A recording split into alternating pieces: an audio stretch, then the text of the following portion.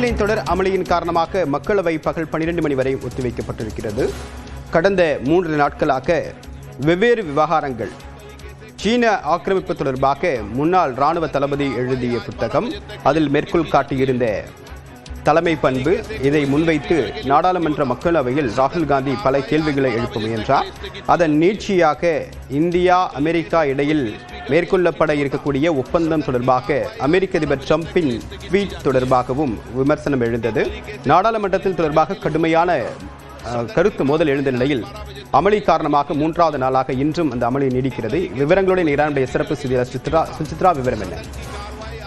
மக்களவையினுடைய அவை நடவடிக்கைகள் இன்று 11 மணிக்கு தொடங்கியவுடனேயே கடும் அமளி என்பது எதிர்க்கட்சிகள் எம்பிக்கள் தரப்பிலிருந்து எழுப்பப்பட்ட நிலையில் தற்பொழுது 3வது நாளாக அவையினுடைய நடவடிக்கைகள் முடங்கியுள்ளது. குறிப்பாக எதிர்க்கட்சி தலைவருடைய பேசுவதற்கு அனுமதி வழங்க வேண்டும், அமெரிக்க இந்தியாவினுடைய வர்த்தக ஒப்பந்தம் தொடர்பான ஒரு விவாதத்திற்கும் அனுமதி வழங்க வேண்டும் என்ற ஒரு கோரிக்கையை வைத்து கோஷங்களை எழுப்பிய நிலையில், அது மட்டுமல்லாமல் சஸ்பெண்ட் செய்யப்பட்ட 8 எம்பிக்களுடைய அந்த சஸ்பெண்டை ரத்து செய்ய வேண்டும் என்ற ஒரு கோஷங்களை எழுப்பிய நிலையில் கடும் அமளியின் காரணமாக தற்பொழுது அவையை சுமார் 1 மணி நேரம், அதாவது 12 மணி வரை ஒத்திவைப்பதாக சபாநாயகர் ஓம் பிர்லா அறிவித்துள்ளார்.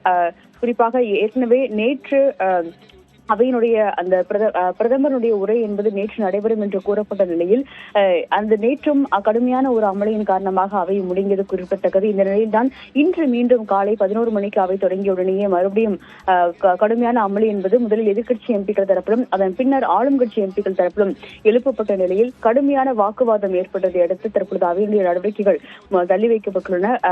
மிக முக்கியமாக ஜனநாயக விரோத செயல்களில் மத்திய அரசாங்கம் செயல்பட்டு வருகிறது என்ற ஒரு குற்றச்சாட்டை முன்வைத்து எதிர்க்கட்சி எம்பிக்கள் கோஷங்களை எழுப்பியது மிக முக்கியமாக பார்க்கப்பட்டு வருகிறது. விரிவான தகவலுக்கு நன்றி சுசித்ரா.